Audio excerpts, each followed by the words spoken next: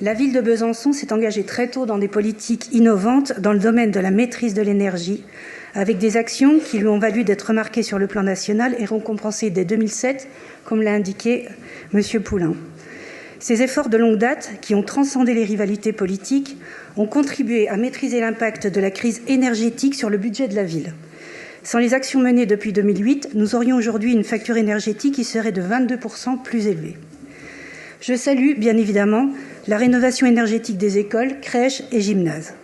Il est cependant important de préciser que ce niveau d'investissement n'est pas un effort consenti, comme vous le présentez, mais une obligation, tant les bâtiments scolaires et les équipements sportifs ont été abandonnés depuis de trop nombreuses années. D'autres mesures de votre plan de sobriété énergétique sont certes nécessaires, comme l'extinction de l'éclairage nocturne ou la diminution de la température de l'eau de la piscine, mais elles manquent cruellement d'ambition.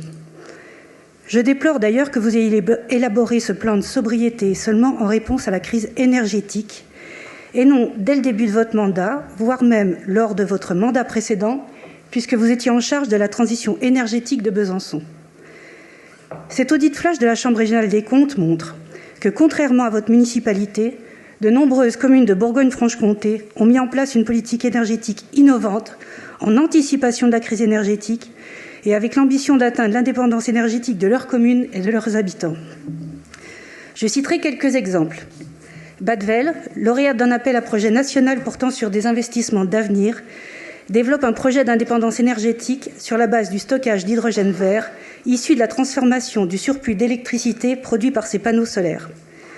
Dijon, avec son projet de création d'îlots à énergie positive dans le quartier de la Fontaine-Douche, a été désignée ville phare aux côtés d'une ville finlandaise pour son engagement précoce en faveur de la transition énergétique.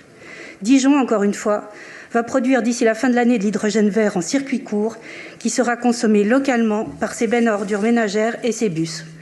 La ville accueillera d'ailleurs les Journées nationales de l'hydrogène en 2024. A contrario, Madame la maire, vous avez fait le choix d'un réseau de transport urbain fonctionnant au gaz naturel et dans une moindre mesure à l'électricité. Le résultat, un surcoût énergétique estimé entre 2021 et 2023 à 3,5 millions d'euros. Ce surcoût pourrait encore s'aggraver, la hausse du prix de l'énergie s'inscrivant dans la durée. Je regrette que vous ayez balayé d'un revers de main toutes les propositions que je vous ai faites pour améliorer la transition énergétique de Besançon et le quotidien des Bisontins. Je suis convaincue que l'innovation est un des leviers les plus efficaces pour améliorer nos performances énergétiques tout en réduisant notre impact écologique.